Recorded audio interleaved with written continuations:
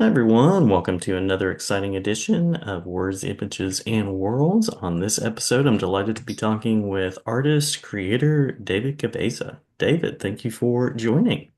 Thank you for having me here.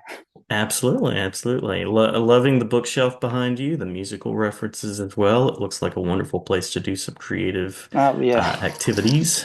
this is my studio. I spend a lot of hours here. Yeah, yeah.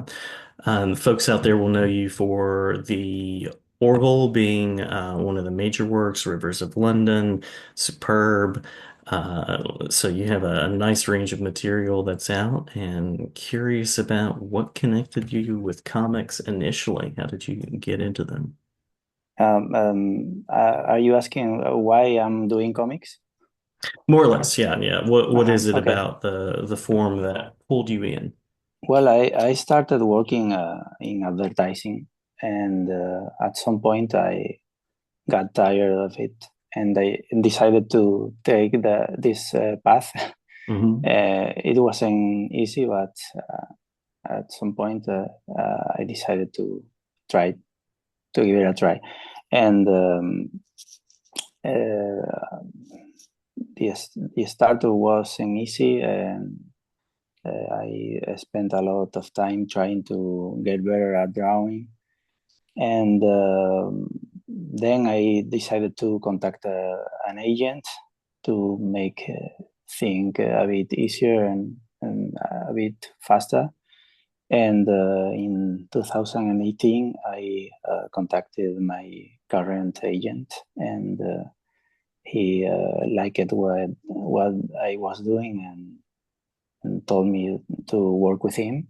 Hmm. And some months later, I was working on Superb, inking Alita Martinez, and everything has continued that way. I have been working in a lot of stuff, but the main thing that I've done is the orbit. Yeah, yeah. What's it like to creating kind of I guess you could call it a shared universe or a licensed universe like that? Sorry, I didn't understand. What's it like to create in a series like The Orville, especially when you have actors you're trying to Oh, capture and things like that? yeah, it's difficult because of that part, the fact that you have to depict them well, the actors. You have to portray them well, and that's the most difficult part.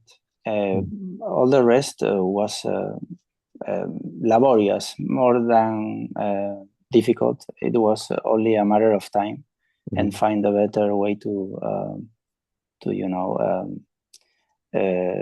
being able the to put into drawings what David Goodman had in mind for every panel, and the, that's the way I work it. I try to um, make his ideas take place in the comic.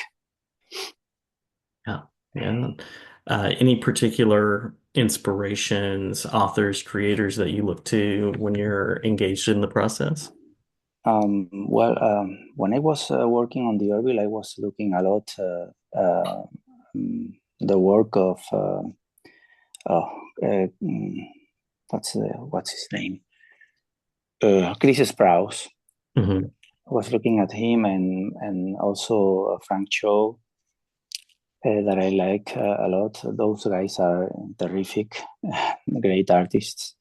And as I was asked to do a very clean style in the Orville, I think they were the obvious um, artists to look after, Hmm. and mainly Chris Sprouse because I like how he draws a very not simple but really not too much detailed and it works very well. And also because he did a lot of sci-fi comics, and well, it was a good inspiration.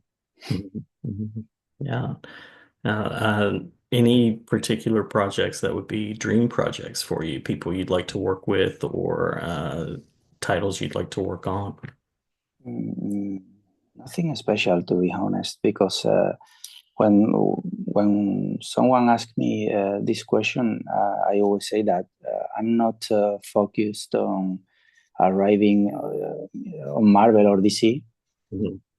Arriving to the big two is not the main goal that I have. I only want to do good comics and Yeah. draw well, and try to get better with every page, and that's all. There is no one, especially that I would like to work with. Um, um, as I'm having only working with David as a main artist, all the rest of the work that I've done, it's been inking over other artists. Uh, I know that I was comfortable working with him, but I don't know with any other writer how could I feel. Yeah. Yeah. It's good to have that kind of collaboration and those experiences. And you Yeah, mentioned inking there. Is there a part of the process that you enjoy more than others, or are you part of the process. comfortable? My favorite part of the process is inking, Yeah. for sure, because it's like you are finishing something that it's been giving you some trouble for some hours, Mhm. and you finally see the page, at least the lines finish, and that gives some pleasure after a struggle, you know. But also when you are creating the thumbnails, it's something really special, because with some lines you more or less visualize the page, the final result, and Mhm. it's fun, and it's really fast, and you enjoy that part because it's really something that in some minutes you got it. That makes sense. Any particular creative directions that you'd like to challenge yourself with next, or any particular projects that are coming up that you'd like to mention and can mention, Well, of course. I think I can mention something that I'm really looking after. Is something that I'm going to start working with another artist. It's a project for Matt Cave, Mhm. and it's something very long with a lot of pages, lots of pages, and I don't know if I can say more than that, but Gotcha. it sounds at least for what the other artist told me that it's gonna be fun. Yeah, yeah. I always enjoy seeing what Mad Cave is going to come out with next. So I'm curious to see your work in that arena as well. And by means of a final question, I'm curious about where people can go to learn more about your work. About my work, they can go to DeviantArt mainly because it's DeviantArt and Cara.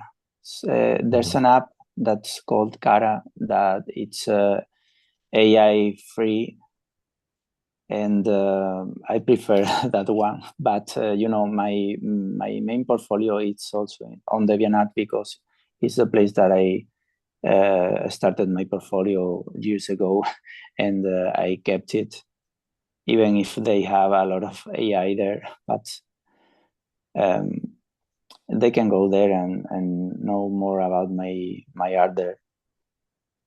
Awesome. So, well, many thanks for the time, David. It's been great talking with you. Did we miss anything that you want to make sure to share before we close out? No, it's been a pleasure, and it's been very short, but it's great. It's fantastic, and whenever you want to talk again, available. Sounds great.